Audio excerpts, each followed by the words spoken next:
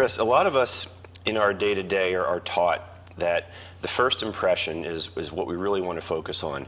But I saw you do a keynote and you drilled this into my head where you say the last impression is the lasting impression. Why is that so important? Yeah, you know, I said at a talk a long time ago, Gallup poll organization, they sit on a ton of data of human nature data, which makes sense because they've been polling people about their reactions for 8,000 years. And they said people don't remember things the way it happened. They remember the most intense moment and the way it ended.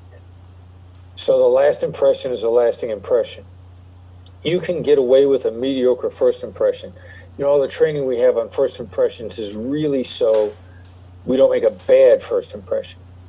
You can't get away with a mediocre last impression. If you want the relationship to continue, every interaction is going to be seeded by the previous interaction and how that previous interaction ended. So the last impression is the lasting impression is a rule of a law of human nature that's just completely unavoidable. What's a good way to make a great lasting impression? Well, typically it would be whatever you would say up front, just move it to the end. You know, if at the beginning of our interaction, I want to say to you, look, I hope we make a great deal.